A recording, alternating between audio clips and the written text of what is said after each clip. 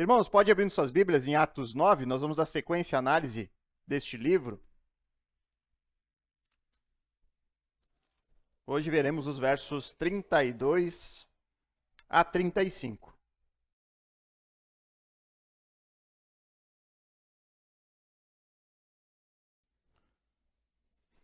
Nós temos visto até aqui, agora tá bom. Nós temos visto até aqui no livro de Atos o avanço da igreja na tarefa de testemunhar sobre Jesus, de falar sobre aquilo que Cristo fez até os confins da terra, conforme Jesus havia ordenado a eles. A igreja que inicia lá em Atos 2 e que agora começa a expandir mais o seu território. Ela começa a pregação com o foco no povo judeu, com a pregação lá de Pedro, lá em Atos 2. Depois ela avança até Samaria e logo mais na sequência, nós veremos no capítulo 10, a pregação alcançando os gentios. Quem são os gentios? São as pessoas das outras nações, o povo que não é israelita. Isso acontece logo na sequência aqui no próximo capítulo que nós estamos aqui no 9. Mas antes de Lucas avançar na sua narrativa em direção aos gentios, o autor aqui de Atos, ele parece que ele resolveu falar um pouquinho mais sobre o personagem que foi até então o personagem principal dessa primeira parte do livro de Atos. Ele volta a falar um pouquinho sobre o apóstolo Pedro, talvez já como em vista que a pregação chegará aos gentios por meio do ministério de Pedro, né, aquele que é o fundamento da igreja, no sentido daquele que por meio dele, por meio da pregação dele, o evangelho chegou a todas as nações, aos israelitas, aos samaritanos e também ao povo gentil. E agora Lucas resolve contar dois episódios que ocorrem com o apóstolo Pedro, enquanto ele ainda está atuando diante do seu próprio povo, o povo judeu. Pedro, se você se lembra, ele foi visto pela última vez lá no capítulo 8. E agora ele aparece novamente, visitando algumas cidades ao redor da Judéia.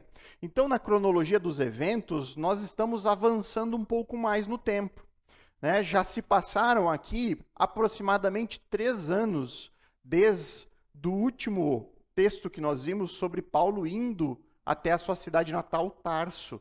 Então, agora já tem mais um salto no tempo diante daquilo que Lucas nos conta. Passaram aproximadamente mais 3 anos. Nós estamos agora, as estimativas no ano 40 depois de Cristo. Então já passou um bom tempo desde os últimos eventos que nós vimos até aqui. E durante estes anos, desde a viagem de Saulo para Tarso, quando ele foge de Jerusalém para não ser morto, houve aqui um período de relativa paz na igreja. Houve um período onde a igreja descansou um pouquinho daquelas perseguições iniciais. E isso permitiu que a igreja cristã se expandisse um pouco mais em direção a outras localidades dentro das regiões ocupadas ali em Israel. Então, antes de seguir em frente, contando, sobre a chegada do evangelho aos gentios, Lucas ele decide enfatizar a importância do ministério do apóstolo Pedro. E aqui ele vai citar 2 casos importantes que ocorrem em 2 cidades próximas, a cidade de Lida e de Jope. E aqui eu trouxe um mapinha para vocês terem uma noção de onde ficam essas cidades. Deixa eu dar um zoom aqui. Conseguem ver ali a Judéia, a parte do centro em verde? Você tem Jerusalém, eu vou explicar aqui, o pessoal de lá vai ficar bravo, daí eu vou lá e mostro também. Jerusalém aqui, Lida está aqui, e Jope aqui mais perto do litoral. Tá? É nesse lugar que agora o apóstolo Pedro está. Você deve notar que essa região aqui fica próximo a alguns locais que nós já vimos antes, Azoto, a estrada que vai a Gaza. Então, possivelmente, essa igreja que existia aí na cidade, vou mostrar aqui para não ficarem bravos, Lida, Jope, a estrada que vai até Gaza, e Jerusalém, que ficava lá mais para o centro. Então, queridos, lembram quem andou por essa região que nós já vimos há um tempo atrás? Quem foi dos evangelistas que percorreram aquela região que vai a Gaza? Filipe, né? O evangelista. Então é muito provável que foi por meio do ministério de Filipe que essas igrejas se formaram ali, que o evangelho chegou nesses lugares e ali já há um grupo de crentes naquele momento onde Pedro vai até essa cidade para estar com esses crentes e aí ele efetua um milagre, pelo menos é o que foi relatado por Lucas, um milagre em cada uma dessas duas cidades. O que nós vamos ver hoje aconteceu em Lida. Então, nessa cidade, onde possivelmente uma igreja começou lá ainda por meio do ministério da pregação de Filipe, e que agora já há um grupo de crentes ali estabelecidos. Então, esse é o mínimo do cenário que você precisa saber para fazermos a leitura agora do texto, dos versos 32 a 35 do capítulo 9. Então, acompanhe comigo a leitura do texto. Passando Pedro por toda parte, foi também visitar os santos que moravam em Lida. Encontrou ali certo homem chamado Enéas, que havia 8 anos jazia de cama, pois era paralítico. Pedro lhe disse: Enéas, Jesus Cristo cura você. Levante-se e arrume a sua cama. Ele imediatamente se levantou. Todos os habitantes de Lida e da região de Saron viram Enéas e se converteram ao Senhor. Deixa eu voltar ali na imagem. Irmãos, nós vamos abordar um texto hoje que demonstra um grande milagre que ocorre ali durante o ministério do apóstolo Pedro. E aí eu preciso que você se lembre que todo o milagre é uma demonstração de poder. Todo milagre é uma demonstração de poder. Um poder tão grande e sem limites que pode tranquilamente romper com as leis naturais que regem esse universo. Um universo que o próprio Senhor criou. Por quê? Na lei natural, esse homem deveria permanecer paralítico até o fim da sua vida. Não havia como ele ser restaurado daquela situação. Mas ocorre ali uma intervenção sobrenatural de Deus na vida daquele homem. Por mais que Lucas ele esteja aqui enfatizando o ministério do apóstolo Pedro, que vai aparecer novamente no capítulo 10, o centro dessa mensagem não é sobre Pedro, é sobre o poder do Senhor. Um poder que excede, muitas vezes, as nossas próprias compreensões, que vai quebrar certas leis naturais que regem esse universo. E aqui, irmãos, eu gostaria de abordar esse grande poder de Deus em esferas deste poder que aparecem aqui durante a leitura do texto, durante a análise do texto. Pedro mesmo disse ali, de maneira bem clara, Jesus cura você. É Jesus quem o cura. Jesus ele é apresentado por Pedro como aquele que tem poder para romper com essas leis naturais e fazer algo sobrenatural. Jesus tem poder para curar. Isso salta aos nossos olhos aqui. Isso aqui não precisa de muitas explicações, está bem claro no texto. Mas além disso, irmãos, nós veremos por meio dessa narrativa que Jesus também tem poder para mudar e para salvar. Então nós vamos analisar o poder de Deus nessas 3 esferas. Jesus ele tem poder. É uma frase comum no meio evangélico. Jesus tem poder. Ele tem poder para curar, tem poder para mudar e tem poder para salvar. Então vejamos a primeira, que é a mais clara aqui do texto, o poder de Jesus para curar. Isso você vê dos versos 32 até 34. O texto diz ali: passando Pedro por toda parte, foi também visitar os santos que moravam em Lida. Encontrou ali certo homem chamado Enéas, que havia 8 anos jazia de cama, pois era paralítico. Pedro lhe disse: Enéas, Jesus cura você. Levante-se e arrume a sua cama. Ele imediatamente se levantou. Lucas escreve que Pedro tinha naquele momento um ministério itinerante. Ele estava indo em várias localidades, em várias cidades. Ele estava indo por toda parte. E ele ia por toda parte fazer o quê? Pregava sobre Jesus aos descrentes e também fortaleciam aqueles que já eram crentes. Por todo lugar em que Pedro ia, esse era o seu objetivo: testemunhar sobre Jesus e fortalecer aqueles que já criam em Jesus. Dar mais base para eles, mais convicção da sua fé, fortalecê-los na confiança em Jesus. E aí, durante essas suas viagens, Pedro foi visitar os santos, diz o texto, né? Quem são os santos? São aquelas pessoas imaculadas, perfeitas? Não, são os discípulos, são os crentes. É o povo que Jesus santificou. É o povo que Jesus comprou para si. Ele foi visitar os cristãos que moravam na cidade de Lida. E nesta cidade, o texto diz que ele encontrou certo homem chamado Enéas. Lucas não nos diz se ele era crente ou descrente. Ele não nos fala, porém, fica claro pelo texto que foram os santos, os crentes da cidade, que apresentaram para Pedro Enéas. Ele foi visitar os santos e os santos trouxeram Enéas até Pedro. O texto diz que esse homem ele estava acamado já faziam 8 anos. Possivelmente, Enéas tenha ficado paralítico em virtude de algum tipo de acidente que aconteceu na sua vida. Já fazia 8 anos que ele estava nessa situação. Provavelmente, Enéas ouviu falar sobre Jesus, sobre os milagres que esse Jesus fazia e também sobre os milagres que acompanhavam os seus apóstolos, os seus discípulos. Possivelmente, sabendo que um desses estaria na cidade, ouvindo falar sobre isso, ele pediu: eu quero encontrar esse homem. Eu quero encontrar esse que esteve com Jesus, que caminhou com ele e que também tem feito milagres por aí. O texto diz que ao ver Enéas, Pedro imediatamente disse: Enéas, Jesus cura você. Levante-se e arrume a sua cama.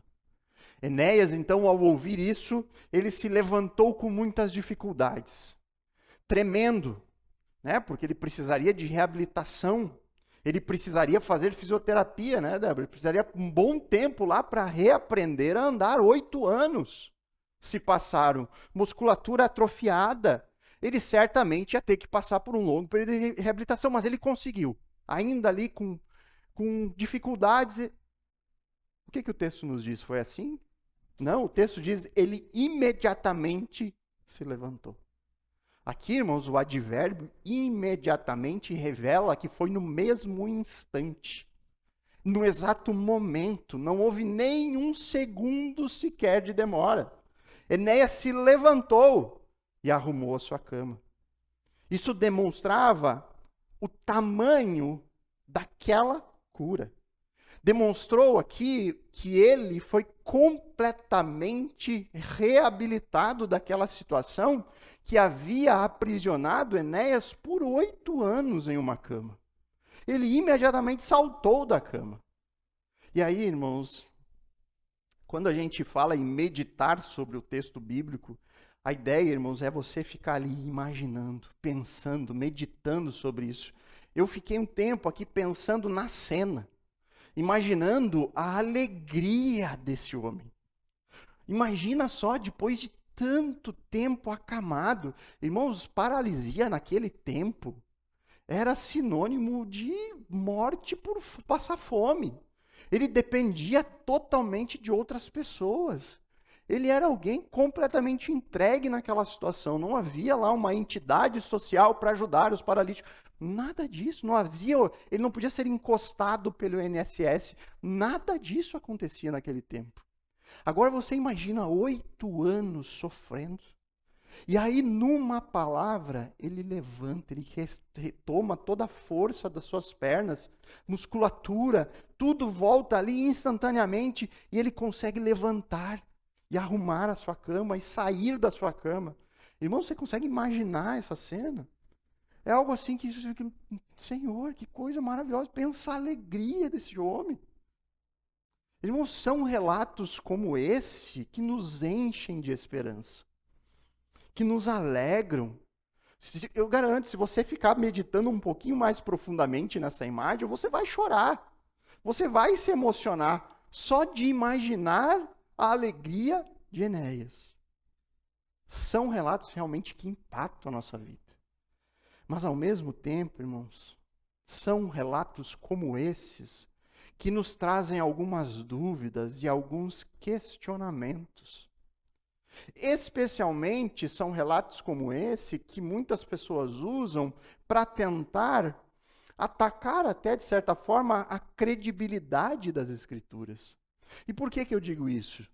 Porque, irmãos, a verdade é que nós não vemos mais nenhum paralítico sendo curado da forma como está relatado aqui. Nós não vemos, irmãos.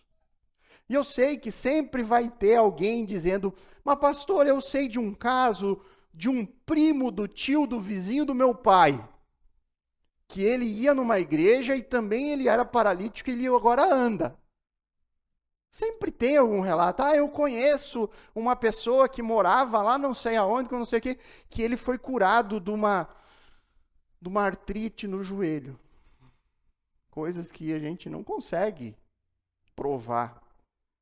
Irmão, se houvesse hoje um único caso como esse que nós lemos aqui, 8 anos de paralisia, a pessoa imediatamente curada, com os avanços na comunicação, na internet, irmãos, essa pessoa estaria em vários programas de televisão e todos os podcasts da internet contando o milagre na sua vida. Estaria lá demonstrando as provas, olha aqui, eu estava com a coluna quebrada, faz tanto aqui as fotos, 8 anos acamado, e eu recebi um milagre de Jesus, estou aqui para contar esse milagre para vocês. Se houvesse, irmãos, nós saberíamos assim, se isso seria amplamente divulgado. A verdade é que nós não vemos mais isso acontecendo hoje no nosso meio, no meio cristão. E aí, irmãos, por causa disso, é normal que dúvidas ocorram. Eu já tive essas dúvidas no passado, irmãos. Eu me debati muito com isso. As dúvidas são justificáveis. Será que a Bíblia é realmente um livro digno de ser crido? Será que esses relatos que nós vemos aqui em Atos não foram exagerados de alguma forma? Será que são realmente histórias verdadeiras? E se são verdadeiras, por que nós não vemos mais isso acontecendo no nosso meio? Por que o Senhor não faz mais esses sinais entre nós hoje?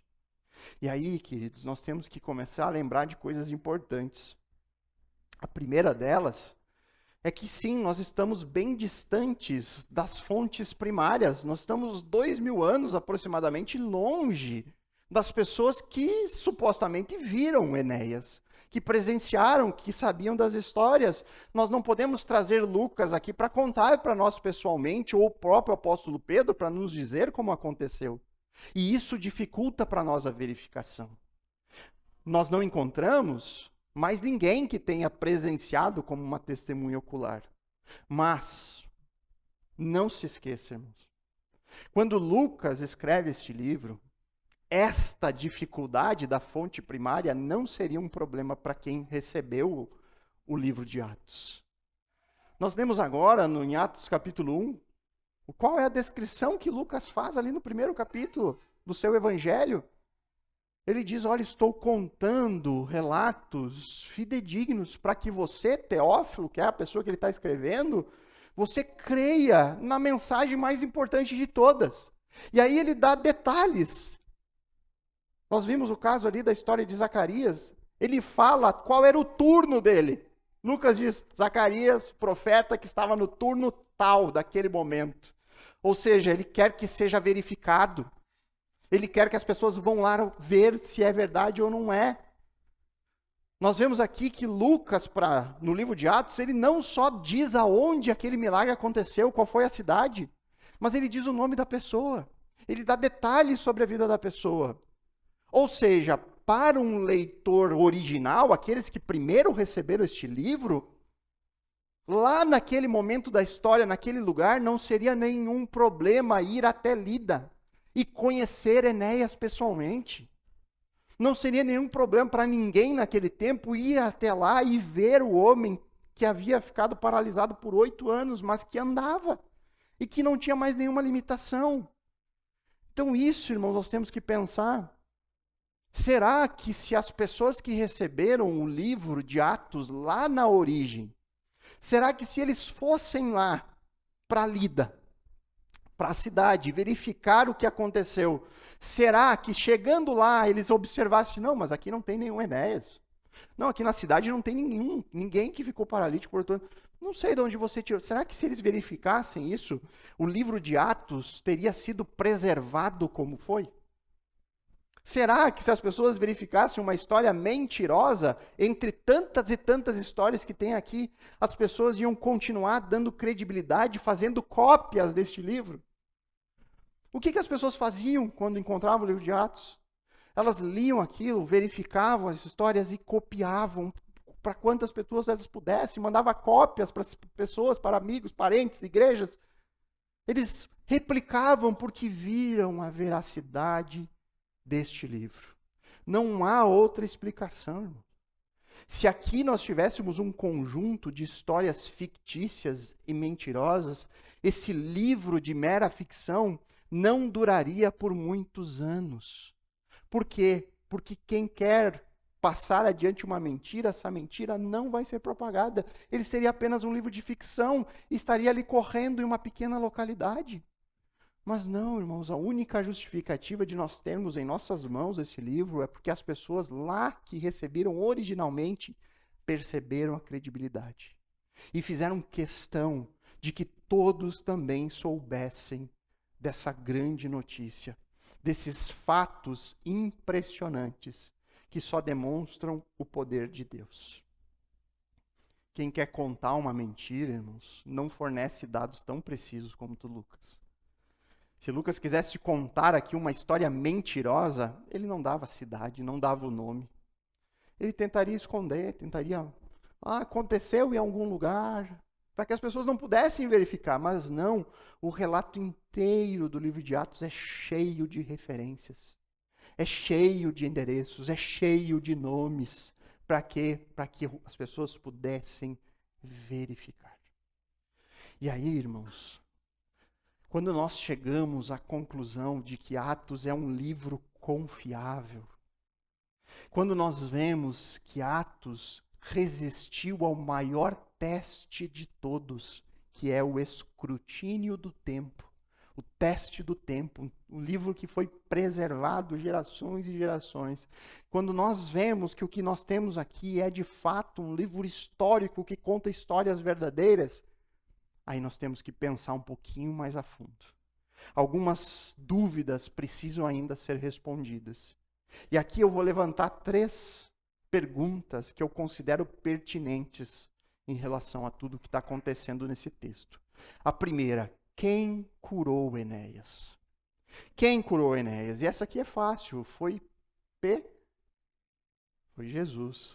Foi Jesus. O pessoal está atento, hein? Não consegue mais fazer pegadinha, pastor Adriano. Foi Jesus, óbvio. O apóstolo Pedro deixa isso bem claro. Ele fala em alto e bom som. Enéas, Jesus cura você. Como é diferente isso dos nossos apóstolos modernos, né? Eu te curo em nome de Jesus cura você. É Jesus quem cura. Pedro faz questão. Pedro, ele exige que a figura dele seja afastada do milagre. Ele faz ali, é Jesus, entenda, Enéas, Jesus cura você. Eu estou aqui, mas não sou eu quem cura. É Jesus. Jesus é o autor. Esse milagre vem do poder que não é meu, é do Senhor. É o Senhor quem realiza a cura e não Pedro. A cura vem de Deus. A cura nunca vem por meio de seres humanos.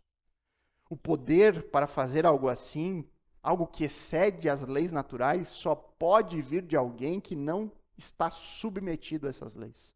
Ou seja, somente Deus tem esse tipo de poder. Segunda dúvida.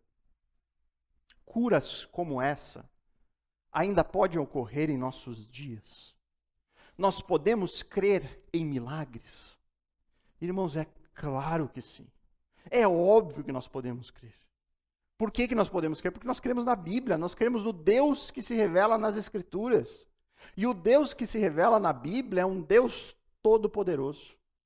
Um Deus que jamais é limitado por algo ou alguém.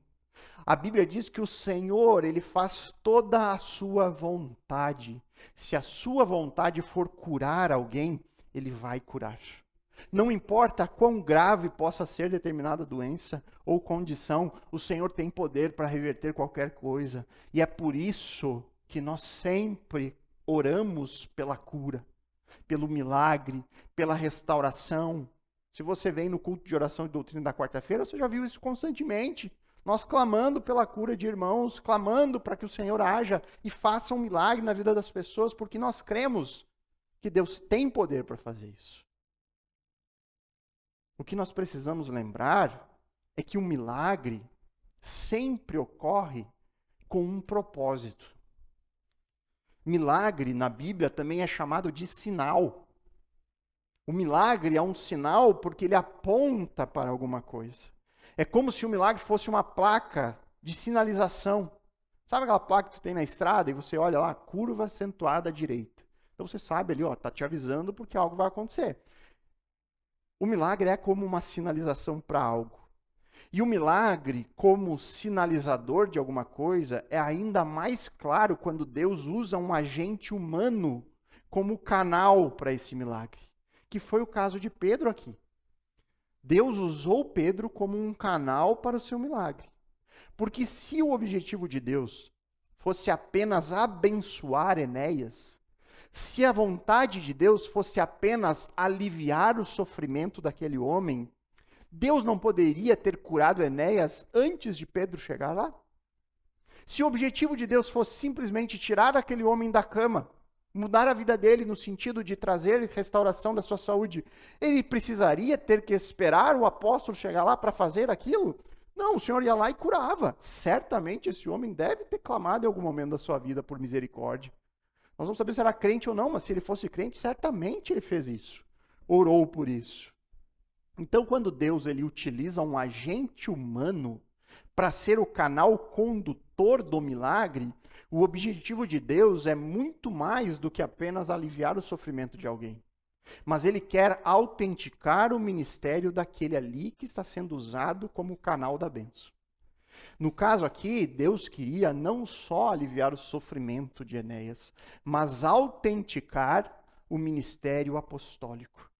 Deus está ali naquele momento demonstrando publicamente, por meio de um milagre incontestável, de que ele está agindo por meio de Pedro.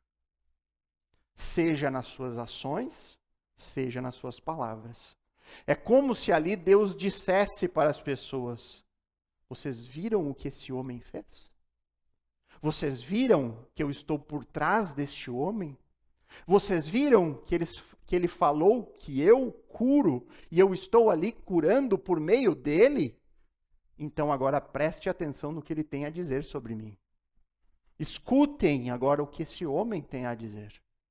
Deus está mostrando ali, esse Pedro aqui que chegou, ele é alguém que foi enviado por mim. Eu estou agindo por meio do seu ministério.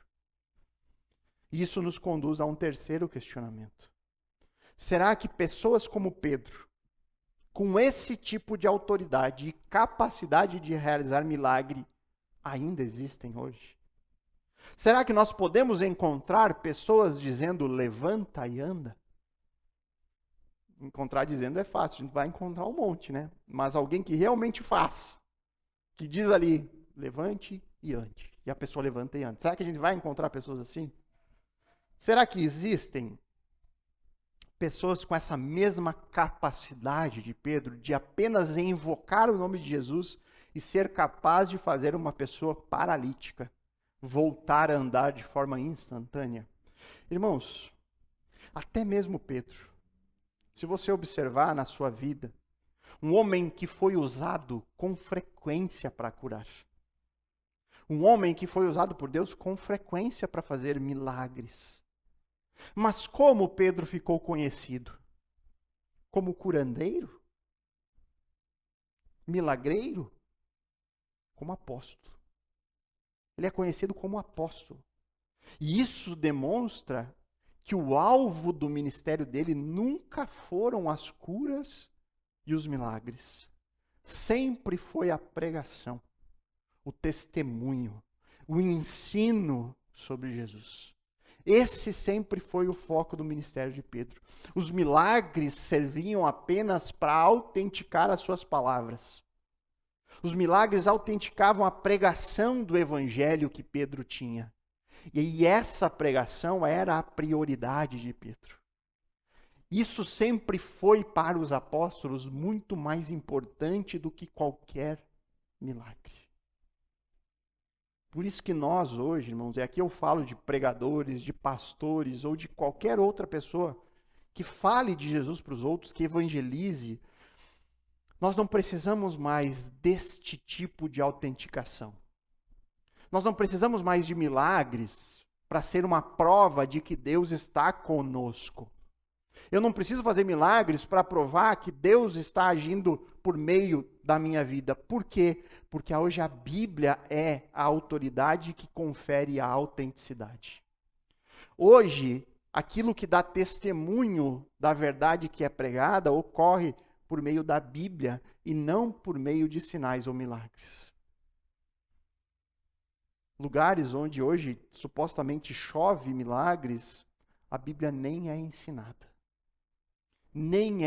O evangelho sequer é pregado de maneira clara.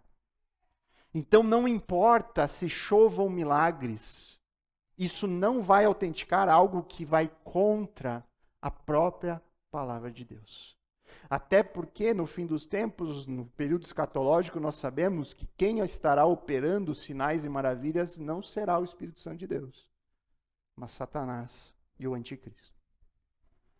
Eu digo, irmãos, eu creio que muitos evangélicos, muitas igrejas, no período do anticristo, vão ser enganados pelos milagres produzidos por esse homem.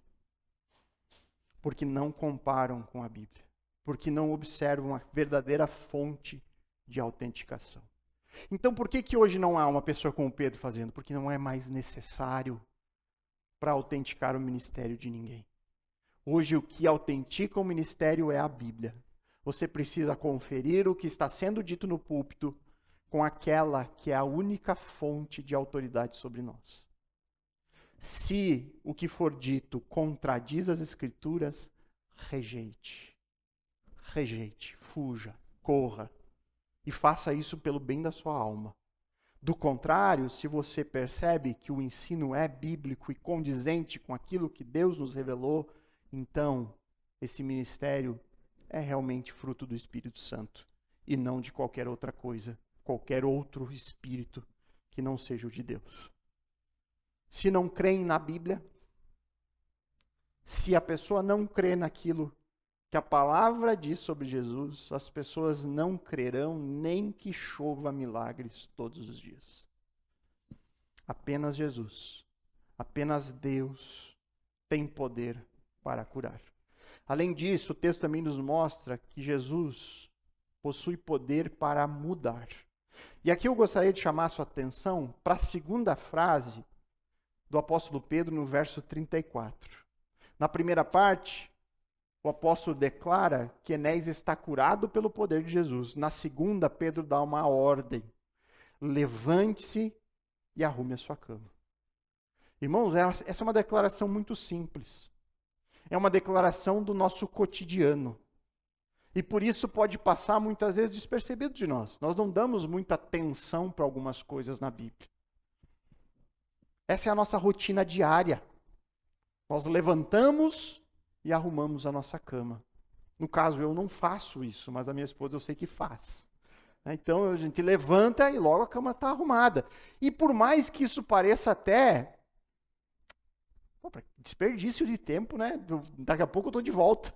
Vou desarrumar tudo de novo. Mas parece que para nós é algo assim como um indicativo de que um novo dia começou. Vamos lá, começou o dia. Né? Organiza as coisas, né? E vamos em frente. Mas tente pensar um pouquinho mais profundamente na rotina de um homem acamado há 8 anos.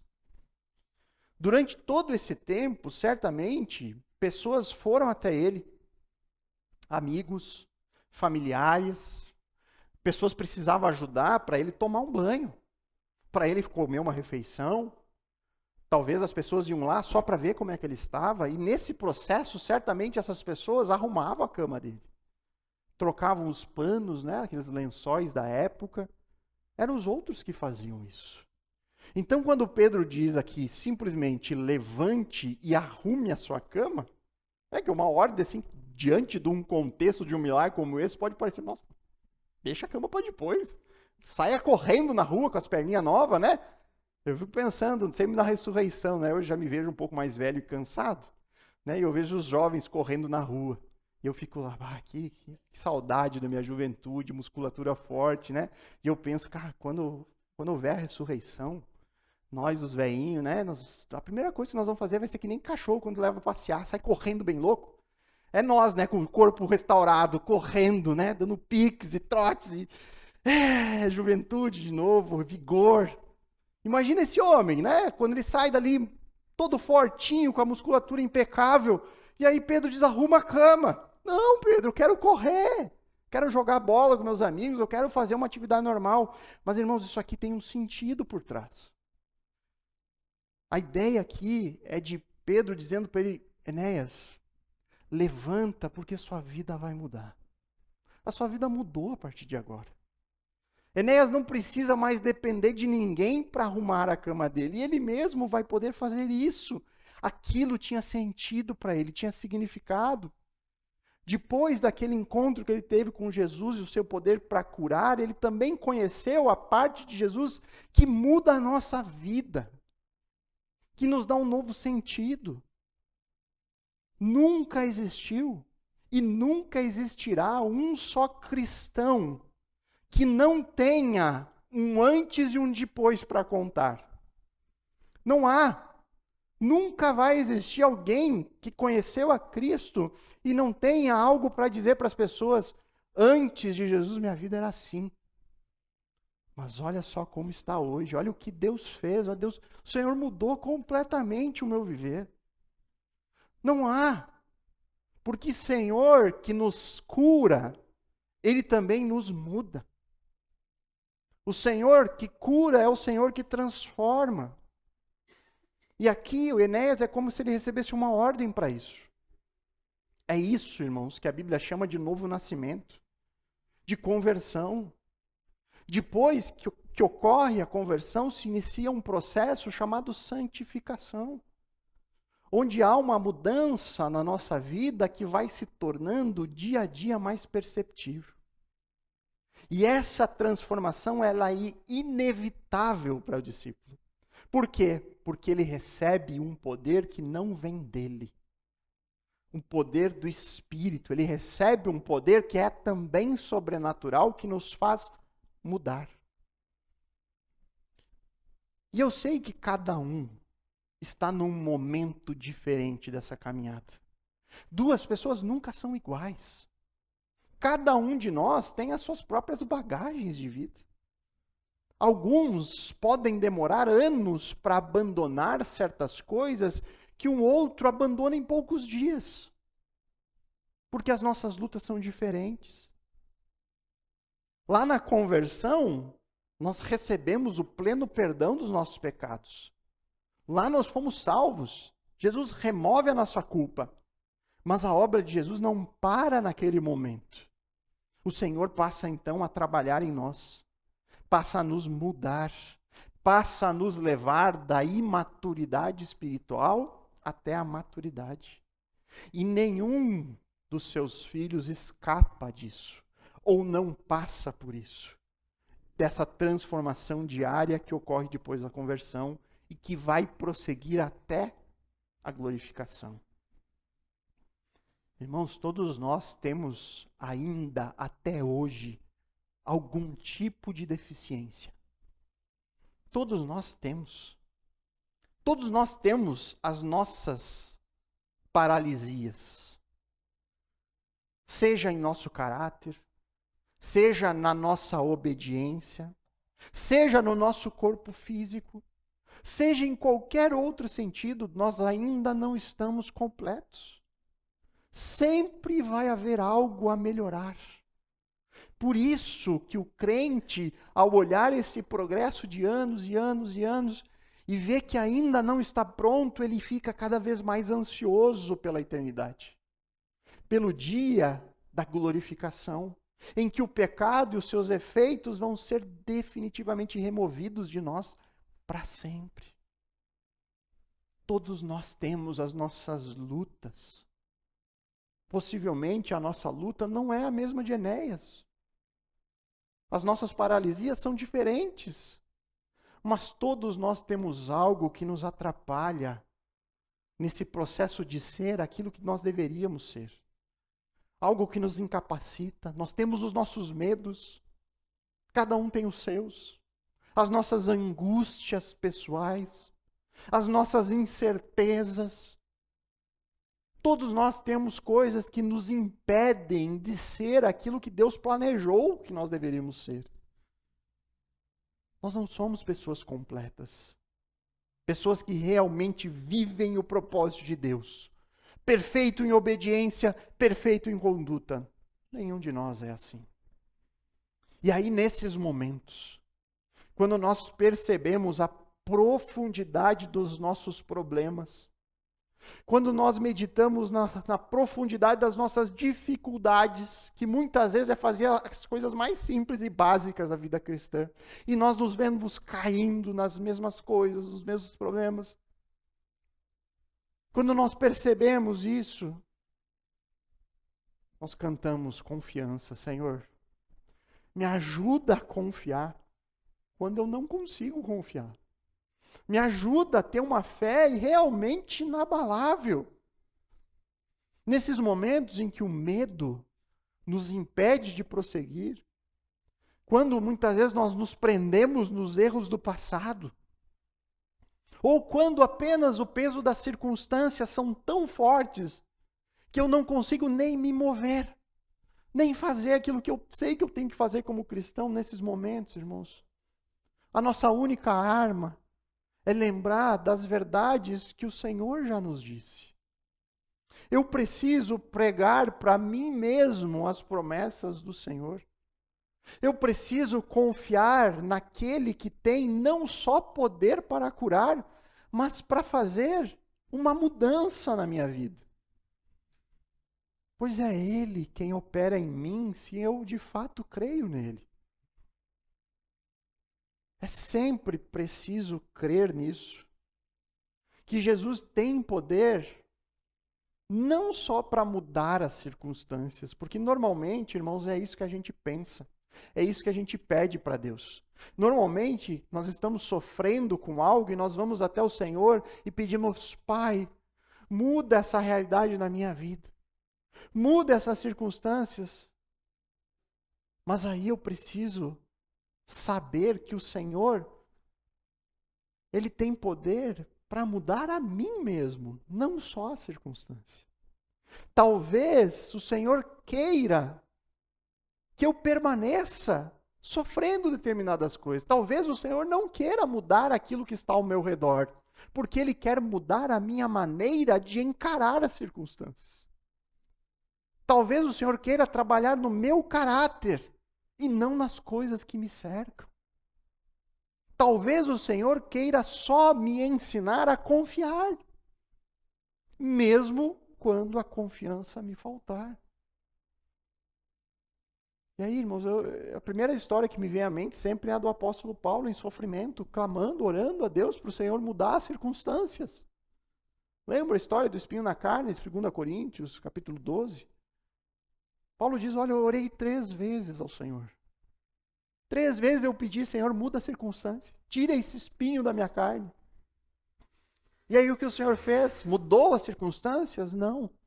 O Senhor mostrou para Paulo que a graça era o que bastava para ele. O Senhor trabalhou em Paulo, não na circunstância.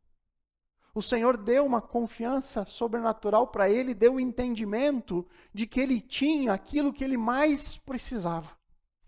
E que qualquer outra circunstância neste mundo não é nada comparado com a graça da salvação que ele já desfrutava. Então essa mudança, irmãos, esse processo de transformação em nossa vida, são sempre as maiores evidências de que o Senhor nos alcançou. Se você tem um antes e um depois para contar, se alegre. Se alegre, porque isso é sinal que o Senhor lhe alcançou e lhe deu um poder sobrenatural que providenciou essa mudança. Se nada mudou, irmãos, se a única mudança foi um entendimento intelectual de uma mensagem que nem é difícil de ser entendida, porque o Evangelho não é difícil de ser compreendido. Mas se a única mudança que você tem na sua vida é o entendimento de uma mensagem, então, queridos, talvez você nunca tenha realmente encontrado aquele que tem poder para curar e para mudar. E aí, então, clame ao Senhor. Pai, eu quero ter esse antes e depois. Me concede esse poder sobrenatural para que eu possa crer no Senhor e viver uma vida que seja condizente contigo. Não permita que seja meramente algo intelectual, mas que isso desça ao meu coração e me transforme. Então nós vimos até aqui que Jesus tem poder para curar e para mudar. E agora nós veremos, por último, que Jesus tem poder para salvar. E aí você vê o verso 35, diz ali: todos os habitantes de Lida e da região de Saron viram Enéas e se converteram ao Senhor. Várias coisas interessantes aqui, irmãos. A primeira delas é como, muitas vezes, a expressão todos na Bíblia nem sempre significa todos os indivíduos, cada pessoa individualmente. Mas muitas vezes essas expressões de todo mundo, todas as pessoas, todos os habitantes, é um sentido generalizado. É claro, irmãos, que não foram todos os habitantes dessa grande região.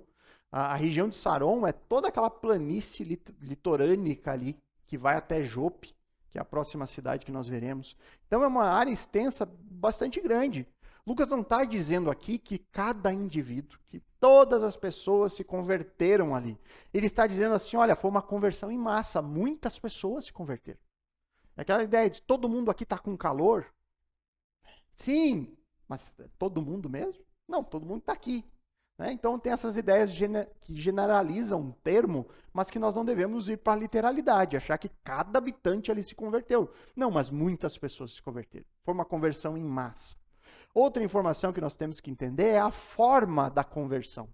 Por quê? Porque Lucas diz aqui no texto que eles viram Enéas curado e se converteram. É possível, irmãos, alguém se converter assim? Enxerga o milagre e se converte? Óbvio que não. Uma mensagem tem que ser transmitida, Jesus tem que ser pregado para as pessoas. A salvação não ocorre por meio da visão de um milagre. Junto ao milagre, houve pregação. Pedro certamente falou de Jesus, anunciou a salvação somente em Cristo. O ensino foi providenciado às pessoas. E o milagre apenas deu credibilidade, deu mais ainda força à pregação do apóstolo Pedro. O milagre fez o que se esperava dele, autenticou a pregação. Trouxe um selo de Deus sobre os discípulos. E isso contribuiu para que muitas pessoas ali crescem. Viram o que aconteceu com Enéas, ouviram a mensagem e então creram no Senhor. Isso mostra que Jesus, o mesmo que tem poder para curar, tem também poder para salvar. E aí eu pergunto a vocês, qual o grande milagre presente aqui nesse texto? Qual o grande milagre que nós estamos analisando aqui nessa manhã? Irmãos, eu duvido que numa primeira leitura, sabe aqueles momentos quando nós estamos começando a conhecer a Bíblia? Eu duvido que os nossos olhos não sejam levados imediatamente a considerar o que houve apenas como milagre, a cura do paralítico.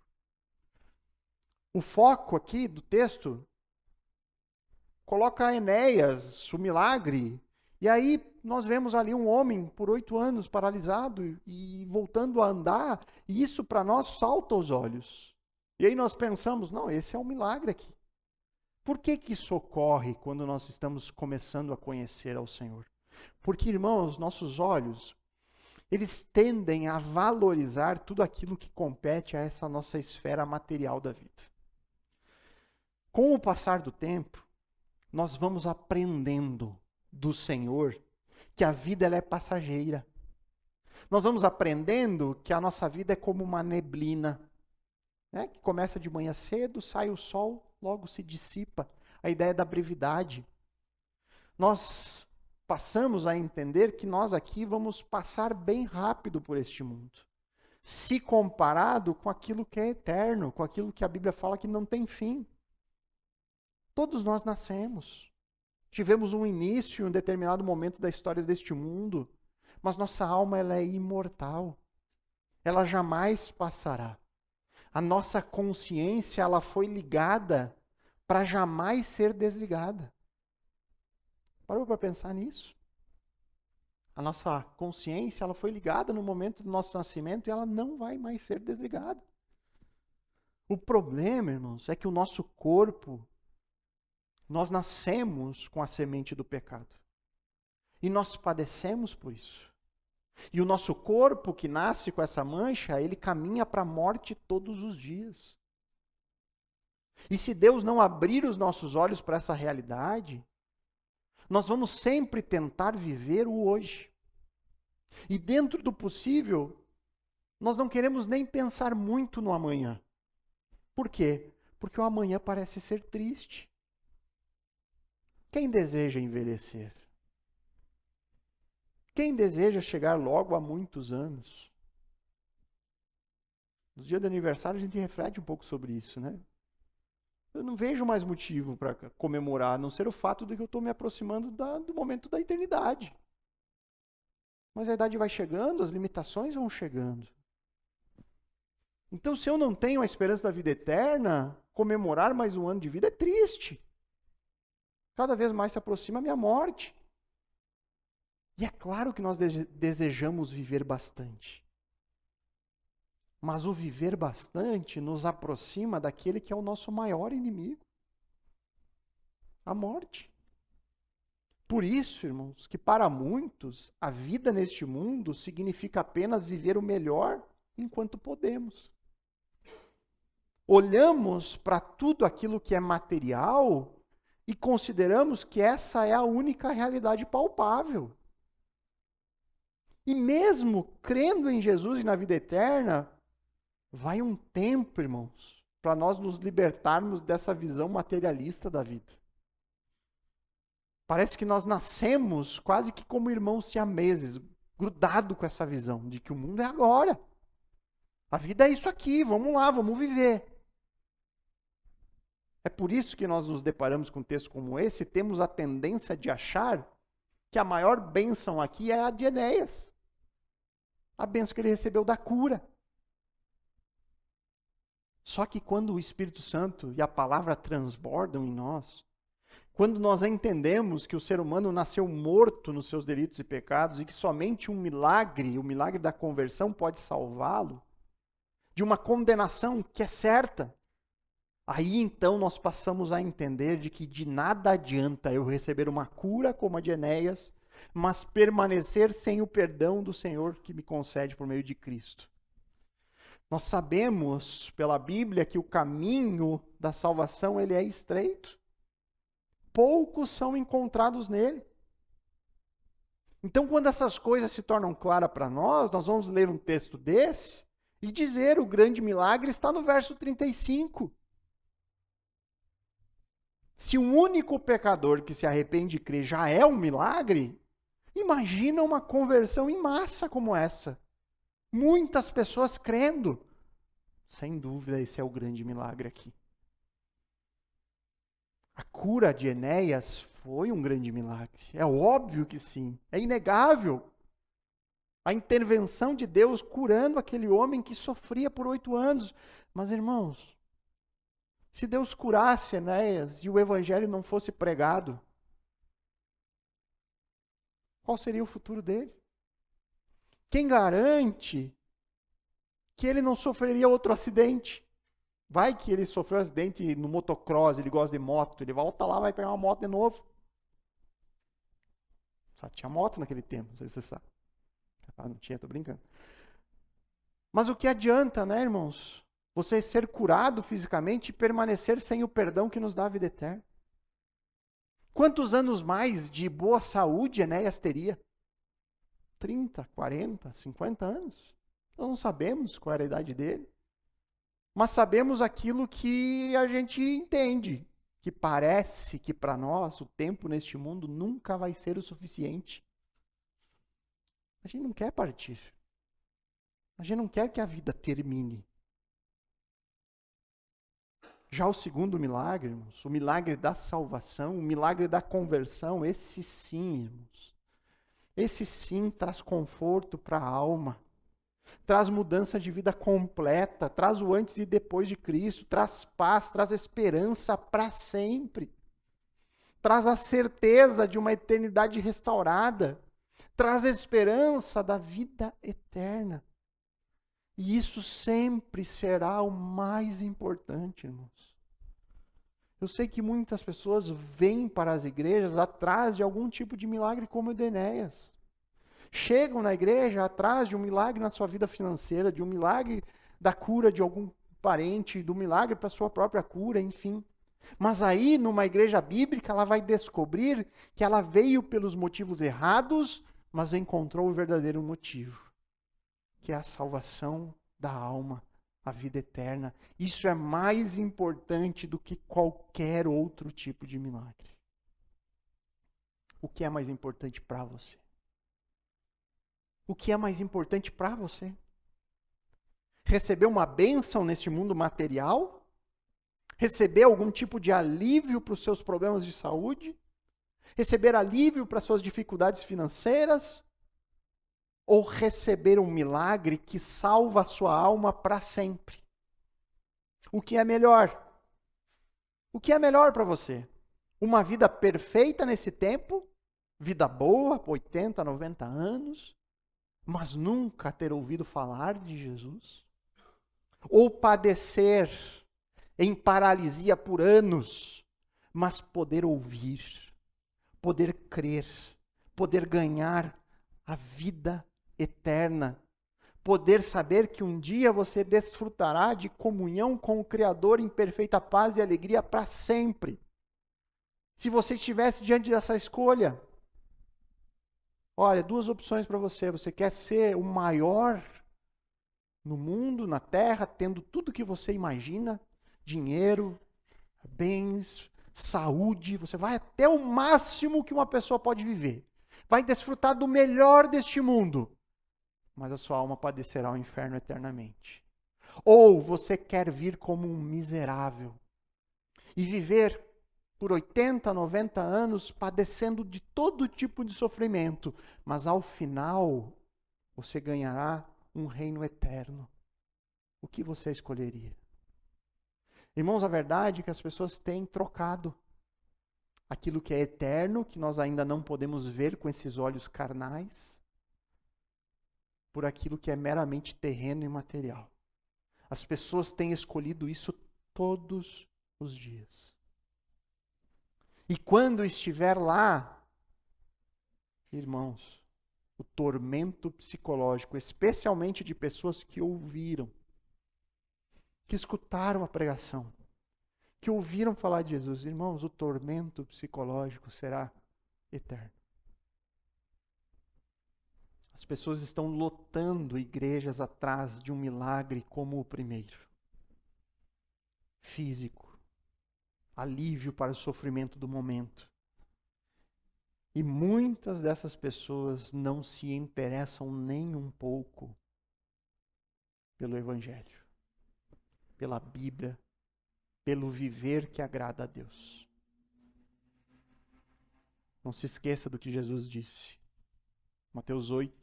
Marcos 8, 35 a 37. Pois quem quiser salvar a sua vida, a perderá.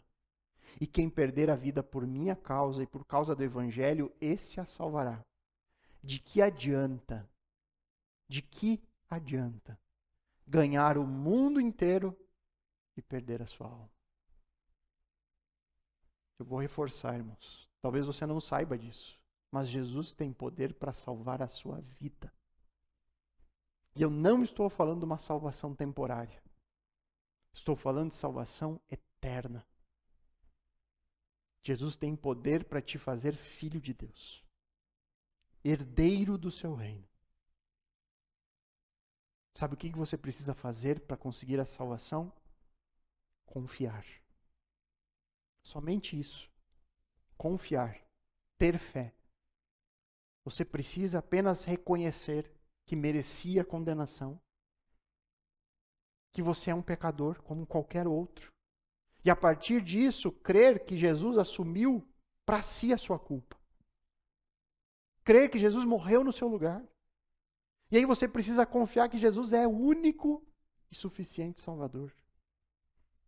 É simples, irmãos. É simples.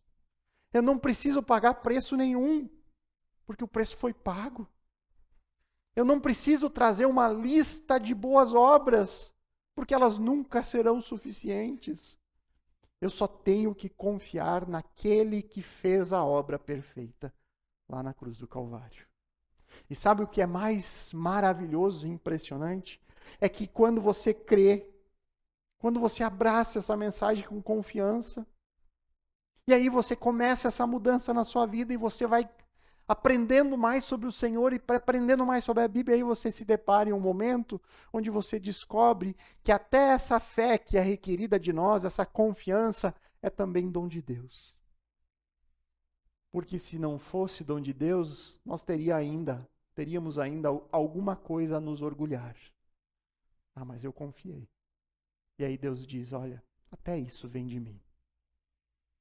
Neste momento, nós só podemos adorar, louvar e agradecer.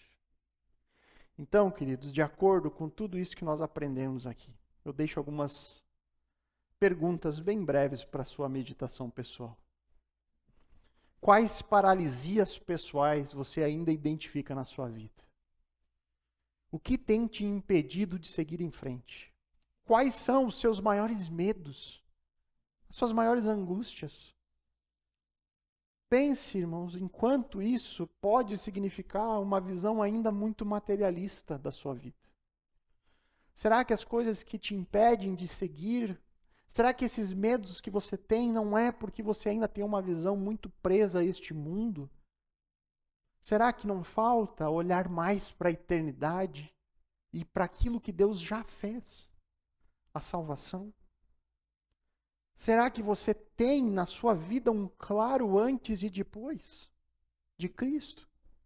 Você consegue contar como era a sua vida antes de Jesus e depois de conhecer a Ele? Você tem esse testemunho a dizer? Não se esqueça, irmãos. Essa transformação, esse antes e depois é sempre será a maior evidência que nós podemos encontrar de que nós fomos salvos pelo Senhor. E o mais importante de tudo sempre, você realmente crê naquele que tem poder para curar, mudar e salvar? Você crê em Jesus como seu único, apenas Ele, e suficiente, eu não posso fazer mais nada porque Ele já fez, Salvador? Único e suficiente Salvador?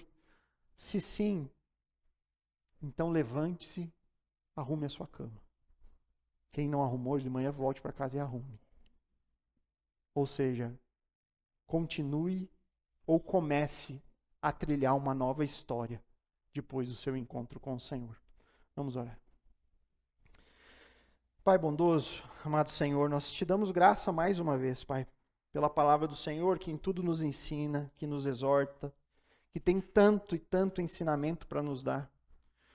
Que possamos, Senhor, confiar e nos deleitar naquele que é o maior milagre que a Bíblia nos descreve, que é a salvação de homens pecadores, que é a resolução do grande dilema da humanidade. Como que Deus poderá habitar eternamente diante de pessoas imperfeitas como nós? Mas nós recebemos pela mesma palavra o caminho dessa salvação. Somos ensinados por aquilo que Jesus fez por nós. o quanto Ele levou na cruz todos os nossos pecados e nos providenciou um acesso até o Senhor, nosso Criador.